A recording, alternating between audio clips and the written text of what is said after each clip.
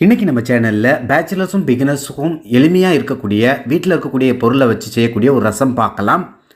அதை செய்கிறதுக்கு ஒரு பாத்திரம் எடுத்து வச்சுக்கோங்க. அதில் ஒரு நெல்லிக்காய் சைஸ் புளியை நம்ம ஊற போட்டுக்கலாம்.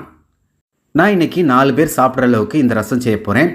இந்த புளியில் ஒரு டம்ளர் சுடுதண்ணி ஊற்றிக்கிறேன். சுடுதண்ணி ஊற்றுனீங்க அப்படின்னா சீக்கிரம் அந்த புளி நல்லா கரைஞ்சிரும்.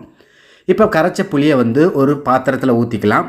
நான் இன்றைக்கி ஒரு சின்ன குக்கர் மாதிரி ஒரு பாத்திரம் எடுத்துருக்கிறேன். அந்த பாத்திரத்தில் நல்லா புளிஞ்சிட்டு அதே புளியை இன்னொரு தடவை தண்ணி விட்டு மறுபடியும் கலந்து அதோடு சேர்த்துக்கிறேன். புளி நீங்கள் ஆட்களுடைய எண்ணிக்கையை பொறுத்து கூடவோ குறைச்ச சேர்த்துக்கோங்க. அடுத்ததாக அடுப்பில் ஒரு பேன் வச்சுக்கோங்க. அதில் 1/2 டேபிள் ஸ்பூன் மிளகு, 1 டேபிள் ஸ்பூன் ஜீரகம் சேர்த்து நல்லா வாசம் வர்ற வரைக்கும் நல்லா வறுத்துருங்க.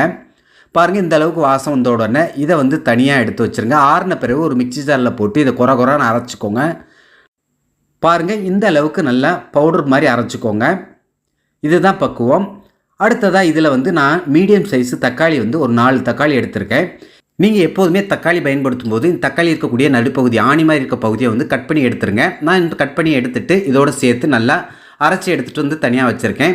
அடுத்ததாக 15 பல்லு பூண்டை இந்த மாதிரி தட்டி எடுத்துக்கோங்க. நான் ஒரு சின்ன உரலில் போட்டு தட்டி ஒன்றும் பாதியமாக இந்த மாதிரி இருக்கணும். நான் அதை தனியாக எடுத்து வச்சுருக்கேன். அடுத்ததாக நம்ம அரைச்ச அந்த தக்காளி விழுது, அதாவது ஜீரகம், மிளகு, தக்காளி விழுதை நம்ம கரைச்சி வச்சுருக்க புளியோடு சேர்த்துக்கோங்க.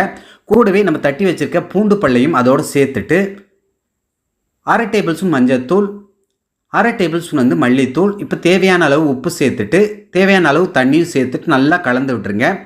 உப்பு தேவைன்னா செக் பண்ணிவிட்டு மறுபடியும் கொஞ்சம் சேர்த்துக்கோங்க. உங்களுக்கு மேற்கொண்டு தண்ணி தேவைன்னா தண்ணியும் சேர்த்துக்கோங்க. நான் கொஞ்சம் உப்பு சேர்த்து மறுபடியும் கலந்து விட்டுக்கிறேன். இதுதான் பக்குவம். இது ரெடி ஆயிடுச்சு. இது ஒரு பக்கம் இருக்கட்டும். அடுத்ததாக அடுப்பில் ஒரு தடுக்கா பேன் வச்சுட்டு அதில் 2 டேபிள் ஸ்பூன் ஆயில் சேர்த்துக்கோங்க. ஆயில் சூடானதும் கடுகு உளுந்து 1/2 டேபிள் ஸ்பூன். இப்போ 4 வரமிளகாவை இந்த மாதிரி பொடிசாக கட் பண்ணி சேர்த்துருக்கிறேன். அடுத்த வாசமனத்துக்காக 3 கொத்து கருவேப்பிலை சேர்த்துக்கோங்க. ரசம் தாளிக்கும் போது கண்டிப்பாக பெருங்காயத்தூள் மறக்காமல் சேர்த்துக்கோங்க. நான் ஒரு 3 பிஞ்ச் அளவுக்கு பெருங்காயத்தூள் சேர்த்துட்டு நல்லா பொரிய விட்டுட்டு இப்போ நம்ம மேலும் ரசத்துடைய சுவையை கூட்டுறதுக்காக 2 பச்சை மிளகாவை கீரி அப்படியே சேர்த்துக்கிறேன்.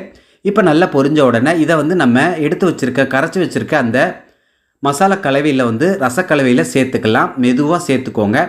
சேர்த்துட்டு நல்லா நுரத்தள்ளி கொதித்து வரும்போது அடுப்பு ஆஃப் பண்ணிவிட்டு நீங்கள் எடுத்துகிட்டு சர்வ் பண்ண ஆரம்பிச்சிடலாம். நண்பர்களே, இந்த வீடியோவை நீங்கள் எந்த கண்ட்ரி எந்த ஊர்லேருந்து பார்க்குறீங்க அப்படிங்கிறத கமெண்ட் பாக்ஸில் தெரியப்படுத்துங்க. மிகவும் சந்தோஷப்படுவேன். பாருங்கள், இந்த அளவுக்கு நுரத்தள்ளி வந்த உடனே அடுப்பு ஆஃப் பண்ணிட்டு நீங்கள் எடுத்து இறக்கி வச்சுருங்க. அவ்வளவுதான்.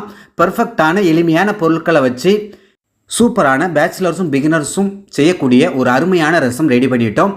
ஓகே நண்பர்களே, இதே மாதிரி பக்குவத்தில் இதே அளவுகளோட நீங்களும் இந்த பர்ஃபெக்டான ரசத்தை செய்து சாப்பிட்டு பார்த்துட்டு டேஸ்ட் எப்படி சொல்லுங்கள்.